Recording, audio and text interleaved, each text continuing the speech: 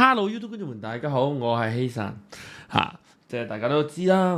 我哋之前咧有宣傳過一個直播嘅片，就係關於花生速遞嗰邊嘅直播片嚟㗎。咁咧花生速遞嗰邊咧就有個觀眾就 send 咗啲料俾花生就話啦我就扮係河馬嘅忠實觀眾咁同河馬就展開咗一連串嘅勾引式嘅對話咁樣嘅，我就睇咗啲對話都可謂精彩咁，當然我跳住嚟睇咁我哋就嚟分析一下佢入邊嗰個情節最緊要係我想呢集嘅節目入邊咧，基本上咧我就應該係鬧嘅居多噶啦，應該冇乜特別好深厚嘅認知，因為呢個咁嘅黐線婆咧，完全係死性不改。不過可以睇得出一樣好核心性嘅嘢，呢一個直播好有可能會影響佢嘅判決呢一啲咁嘅即係對話內容因為點解咧？正常啦，你可能係法官啦，又或者隔離有啲審訊嘅人啦，又或者係控方律師啦，其實都會攞一樣嘢噶嘛，就係你罪成就梗噶啦判刑判幾多就在乎於你有冇悔過之心嘛河馬一嚟就講啦，我咧就覺得咧就我係自衛嘅那啲律政司嗰啲咩司嗰啲檢控我就好唔公平嘅對我好唔公平我冇罪我係自衛嘛，你明唔明都唔識法律嘅朋友 OK 佢仲到呢一刻都堅持自己係冇錯噶，佢係自衛嘅喺個對話入邊都有啦。如果係咁嘅情況底下，即係佢係毫無悔意佢要被判終生監禁咧，都唔係話冇可能嘅話可能性唔高啦。不過 OK 咁所以呢一個位置咧，我就都你繼續唔好認啦我幾開心嘅，因為你基本上咧就冇得唔認嘅因為點解咧？你人證物證中晒係嘛？佢係發盲到認為自己冇罪啫，佢只係認知障礙，認為自己冇事好嘛？咁我哋不如啦我哋收睇呢個節目之前啦，不妨大家都俾個 like 啦、留言、最緊要訂閱喺細佬個頻道，感謝晒咁多位先咁如果佢對於呢個認知有問題，即係認知嘅法律有問題，佢係咪唔係好適合喺香港呢個環境繼續生存落去咧？係嘛？佢應該喺第二個環境生活咧因為點解咧？好簡單，佢覺得佢咁樣做係冇罪嘅，一直都係堅持佢覺得咁樣做係冇罪。呢一啲人係好危險噶，係佢有一日會話俾你知，我認為我喺個71度攞嘢我冇罪嘅，唔使俾錢。我認為我去茶餐廳食飯咧我係益咗佢㗎，因為好多人會因為我而嚟㗎，所以我唔應該俾錢，應該喺個收銀嗰度攞錢。我認為我係冇罪嘅，好多嘢佢認為佢係冇罪，咁就等同於冇罪啊嘛。喺佢嘅世界入邊係咁樣。咁如果係咁嘅話，佢係咪好唔適合喺我哋香港呢個環境生活佢應該去一個叫做係嘛河馬拉索共和國咁樣真係陰鳩公最緊要係啦，河馬咧呢一隻咁嘅生物我哋係睇得出係咩咧？一個素未謀面嘅人，佢都可以話不如我嫁俾你啦即係佢認為人哋係筍盤，咁其實咧佢就想嫁過去噶啦。咁咧基本上佢要做嘅嘢係咩咧？同可伯事件，佢只不過係重蹈一樣嘅覆轍啫，不停地重複 repeat 再 repeat 佢不停地揾人嫁係咩？我有個急嘛，我有個急咁就可以攞嚟嫁人咯你有個急，你唔可以當八達通嘟啲可樂翻嚟嘅你八達通好多嘢嘟㗎，咪搭巴士我嗰日見佢落地鐵，可能都係咁趌高少少，點啊入到站係嘛？即係佢就認為，因為佢應該咧，我就咁聽阿豬媽佢係咁樣分析，但我都諗係合理喎，我都係諗係合理喎。佢阿豬媽就話啦，佢係由細到大都係咁教㗎啦，佢阿媽係咁教佢啊。難道佢阿媽都係咁嘅人？因為大家都知啦，即係我哋收到好多消息就話啦，佢一家幾口入邊咧，基本上咧全部都係靠偷呃拐騙嚟到去維生噶嘛。即係佢由細到大受過嘅教育都係咁嘅樣喎，原來都係一啲偷呃拐騙咁嘅生活嚟㗎。咁如果係咁嘅情況底下，佢仲要一開始講到情深深又雨濛濛咁樣，我老公。我有一啖飯食，我煎牛排我都會養佢噶噃，煎牛扒都會養佢。如果係咁嘅情況咧，就大鑊啦，因為咧，你依家何單止冇煎牛扒，你依家連嘢都唔做啊，基本上佢係冇做過嘢嘅呢一年。你見到河馬有工作咩？但係河馬就話啦。啲下等人先要工作㗎嘛，我哋啲係上等人嚟㗎，你打工嗰啲下等人嚟㗎，我都唔同你哋同一個級數㗎嘛。河馬就自認啦，就同我哋係唔同級數㗎嘛，大家記得嘛？如果係咁樣嘅情況底下，我哋就會諗得多好多唔同嘅故事啦。咁點解你又同我哋唔同級數，但係你又喺度不停地呻窮？但係事實上你又真係唔係話咁窮，係嘛？可伯就已經踢爆咗㗎啦，我俾好多錢佢啊，收埋好多現金啊佢。其實咧河馬咧的確唔係好窮嘅啫，因為可伯除咗嗰400幾萬之外啦，都仲有啲 cash 擲袋㗎，係嘛？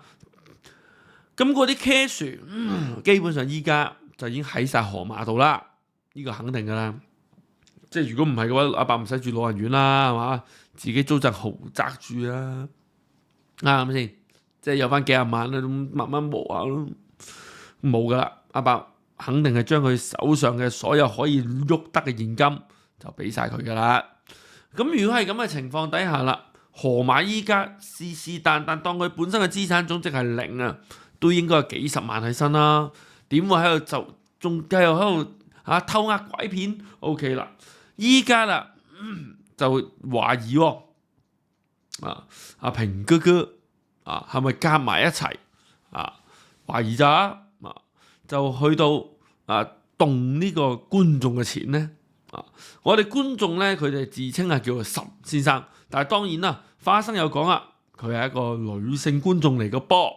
原來係岑小姐咁都仲要未必姓岑，其實一定唔係姓岑先啦，揾你搞咁如果係咁嘅狀態底下啦，河馬到底係姣緊邊個咧？河馬就講到明，我就開心就嫁俾佢噶啦。哇，河馬要嫁人噶咯喎，係嘛？即係河馬其實咧就堅係想咧。就嫁咗即係繼續就唔係話嫁俾佢係繼續去攞自己嗰個生殖器啦，好嘛？嚟到去揾錢㗎，佢係好堅持，好想咁樣做㗎。佢認為佢嗰個器官係好值錢㗎。佢跟住然之後跟手咧係不停地諗好多唔同嘅嘢啦，即係喂，我有冇方法可以呃到呢個岑先生多少咧？係嘛？仲要叫人哋開支票俾佢喎，係嘛？佢話俾幾萬蚊佢噶嘛？喂，大佬啊，原來開口就幾萬噶啦！你呢劇咁嘅嘢講真啦，點會值幾萬啊？點會值幾萬啊？河馬仲可以問人點解你要咁做？係咪有人指示你咁樣做對你有咩好處？其實我想講咧，即係點解要玩佢？喂，唔好玩啦！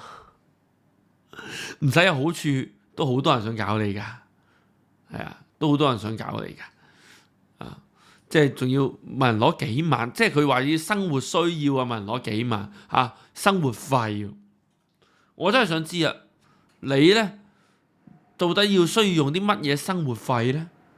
公屋係嘛？公屋食飯蒸條倉魚咁樣，幾廿蚊、100蚊兩餐啊！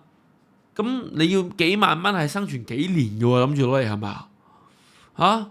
喂，我真係想知你要啲乜嘢生活費咧，同埋同時間你喺呢個環境，你坐監前都唔係剩翻好多日子啦，坐監免費嘅係嘛？咁你到底要啲咩生活費可以問人哋攞幾萬嘅咧？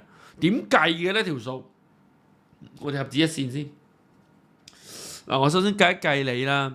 你平時咧嗰啲咁嘅食埋嗰啲咁嘅嘢啦，我當正你150蚊一日基本上你都唔使啊。當你150蚊一日，OK， 豪啲好唔好？我哋食好少少，一個月就4500連埋屋租最多6000零蚊，日日好豪咯喎，150蚊飲食喎，6000零蚊一個月用，計埋水電7000，OK， 你仲問人哋攞8萬，即係依度係接近1年嘅生活費你1年諗住就唔做嘢啦，就揾人攞生活費啦，係咪咁嘅意思？所以真係大佬你點計條數咧？你都計到9唔搭8啦，係咪啊？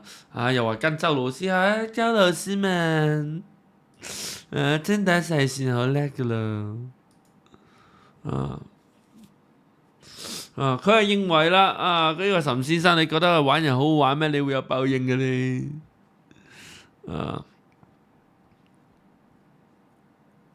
即係其實咧，佢自己做緊嘅嘢啦，就係不停地嘗試緊點樣問人攞錢成日都諗住我未申請到法援咁所以要用多啲錢。其實咧當日咧法官當日有講過啦，唔記得法官講邊個講，有講過話大概法援咧就需要大概6個星期到時間。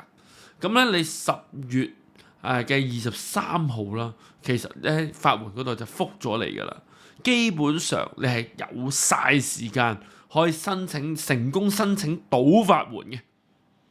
即係呢一個法律援助，你係完全唔需要擔心到呢一刻，你仲堅持死性不改，所以都得幾多啦咁樣。哇，大佬呢個到底係一個咩生物嚟㗎？最緊要係你靚都話你唔值租喎，望落個樣係嘛？呢一隻生物，直情係令人發指喎！大家係咪咁認為咧？你黐孖筋㗎喎！即係嗱，佢仲要阿平哥哥，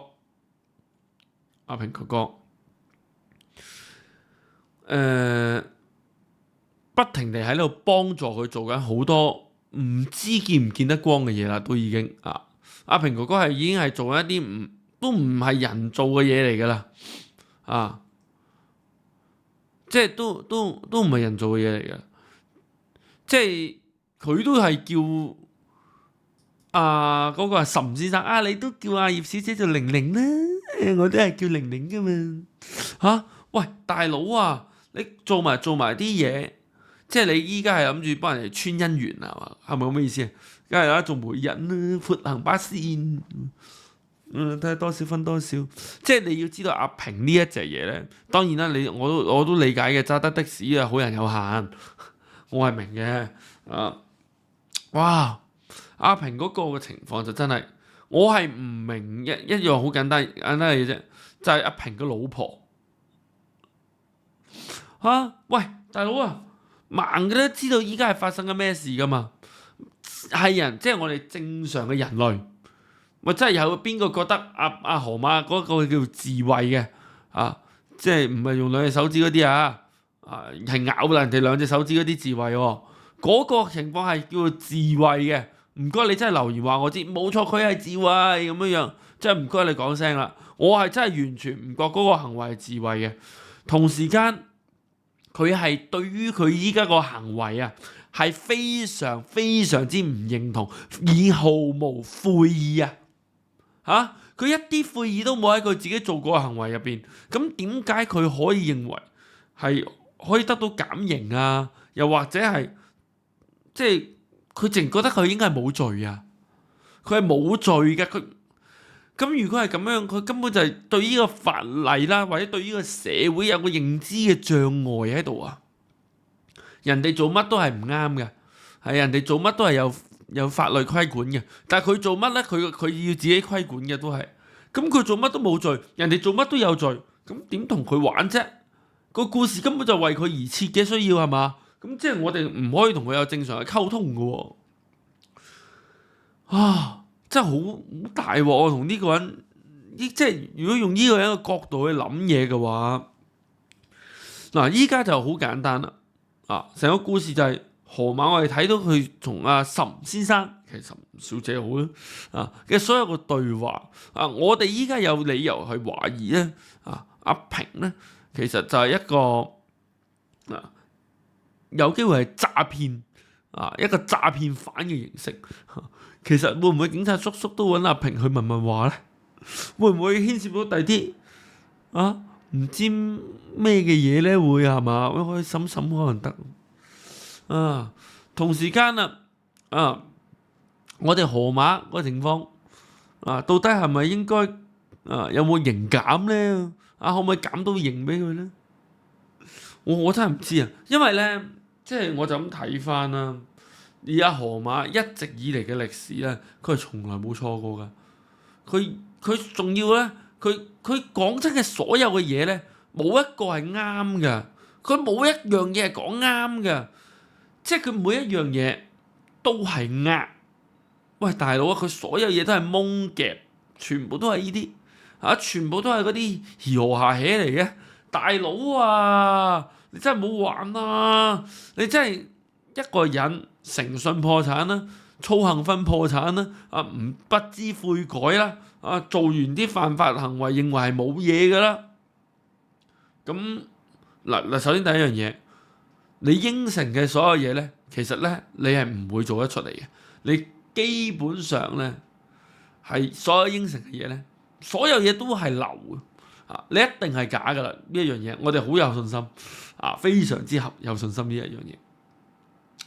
即係你話我以後會守行為噶，冇人會信噶啦。咁即係變相嚟講，你喺社會上係死亡嘅。第二樣嘢就係你依次雙人17，你入硬噶啦，你中硬嘅，係啊，即係基本上喺個社會咧有一段時間咧見你唔到噶啦。一個社會性死亡嘅人物，然之後一路行出街，日日喺度俾人咁樣唾罵。喂，講真啦，河馬嗰個即係個生命力咧都幾強噶啦，已經。佢日日咁樣俾人笑法，大佬啊，我真係我唔知點搞得掂啦。日日咁俾人插法，我都唔知點搞。佢可以日日行出街，日日喺度俾人扮嘅，河馬咁樣嘅。喂，大佬啊，即係如果係咁嘅狀態底下，我唔認為河馬喺日後嘅時間啦，可以點樣做到翻身。